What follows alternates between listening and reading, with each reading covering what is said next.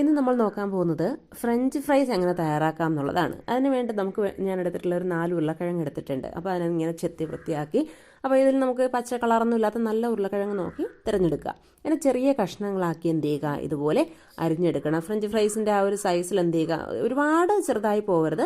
ഇങ്ങനെ തയ്യാറാക്കി എടുത്തിട്ട് എന്ത് ചെയ്യണം, അത് തണുത്ത വെള്ളത്തിൽ, ഫ്രിഡ്ജിൽ നിന്ന് എടുത്ത തണുത്ത വെള്ളത്തിൽ എന്ത് ചെയ്യുക, ഒന്ന് മുക്കി വെക്കുക. അതിനുശേഷം ഒന്നുകൂടെ ഒന്ന് കഴുകിയതിന് ശേഷം നമുക്ക് എന്ത് ചെയ്ത് തിളച്ച വെള്ളത്തിലേക്ക് നമുക്ക് നല്ലവണ്ണം ബോയിൽ ചെയ്ത് ഒരു 5 മിനിറ്റ് നേരം എന്ത് ചെയ്യണം, നല്ലവണ്ണം ബോയിൽ ചെയ്തെടുക്കണം. നല്ല തിളച്ച വെള്ളത്തിലേക്ക് ഇട്ട് 5 മിനിറ്റ് നേരം എന്ത് ചെയ്യുക, ബോയിൽ ചെയ്തെടുക്കുക. അപ്പോൾ നമുക്ക് അതൊന്ന് നല്ലവണ്ണം വെന്ത് കിട്ടും. അപ്പോൾ അത് പാകം അറിയാൻ വേണ്ടി നമുക്ക് ചെറുതായിട്ടൊരു സ്പൂൺ കൊണ്ട് കുത്തി നോക്കുമ്പോൾ അതിൻ്റെ പാകം നമുക്ക് കറക്റ്റായിട്ട് മനസ്സിലാവും. അപ്പോൾ ചെറുതായിട്ട് എന്ന് വെച്ചിട്ട് നല്ലവണ്ണം അങ്ങ് വെന്ത് കുഴഞ്ഞു പോകാൻ പാടില്ല. 5 മിനിറ്റ് നേരം മാത്രം വെച്ചിരുന്നാൽ മതി.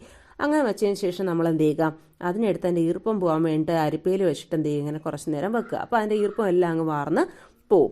അതിനുശേഷം നല്ലവണ്ണം ഈർപ്പം പോകാൻ വേണ്ടിയിട്ട് നമ്മൾ എന്ത് ചെയ്യും, കുറച്ച് ടിഷ്യൂ പേപ്പർ വിതറിയിരിക്കുന്ന അല്ലെങ്കിൽ ടിഷ്യൂ പേപ്പർ വിരിച്ച പാത്രത്തിലേക്ക് ഇതിനെ എന്ത് ചെയ്യുക, അടുക്കി വെക്കുക. അതിൻ്റെ മുകളിലും കൂടെ ഒരു ടിഷ്യൂ പേപ്പർ എന്ത് ചെയ്യുക, ഒന്ന് പൊതിഞ്ഞ് വെക്കുമ്പോൾ എന്ത് ചെയ്യും, അതിനുള്ള ഈർപ്പം മുഴുവൻ എന്ത് ചെയ്യും, അതിനകത്ത് പിടിച്ചു പോവും. അപ്പോൾ ഈർപ്പം ഉണ്ടെങ്കിൽ നമുക്ക് തിളപ്പിച്ചെടുക്കുമ്പോഴത്തേക്കും ബുദ്ധിമുട്ടായിരിക്കും. അപ്പോൾ ഇങ്ങനെ ഇട്ടതിന് ശേഷം നമുക്ക് എന്ത് ചെയ്യാം, നല്ല തിളച്ച എണ്ണയിലേക്ക് ഇതെന്ത് ചെയ്യുക, ഇട്ട് കൊടുക്കുക. വേണമെങ്കിൽ നമുക്ക് ഇതിന് മുന്നേ കുറച്ച് കോൺഫ്ലോർ ഇതിനകത്തൊന്ന് വിതറിയിട്ട് നമുക്ക് ചെയ്യാം. കോൺഫ്ലോർ ഒന്ന് പുരട്ടിയിട്ട് ചെയ്യാം. അല്ലെങ്കിൽ നമുക്ക് എണ്ണയിലിട്ടിട്ട് അതിൽ കുറച്ച് ഉപ്പും മഞ്ഞപ്പൊടിയും അത് വിതറിയാൽ മതി. ഉപ്പും മഞ്ഞപ്പൊടിയും ഇടുന്നത് നേരത്തെ പുരട്ടി വെക്കാം, അല്ലെന്നുണ്ടെങ്കിൽ എണ്ണയിൽ വിതറിയാലും മതി. അപ്പോൾ അങ്ങനെ ആകുമ്പോൾ നമുക്ക് നല്ല ഫ്രഞ്ച് ഫ്രൈസ്, നമ്മൾ കടയിൽ നിന്ന് മേടിക്കുന്ന അതേപോലത്തെ ഫ്രഞ്ച് ഫ്രൈസ് എന്ത് ചെയ്യാം, നമുക്കിതുപോലെ തയ്യാറാക്കി എടുക്കാം.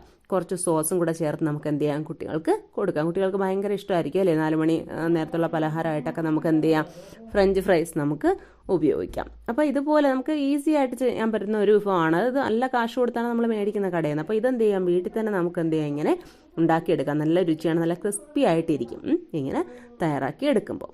ഓക്കെ.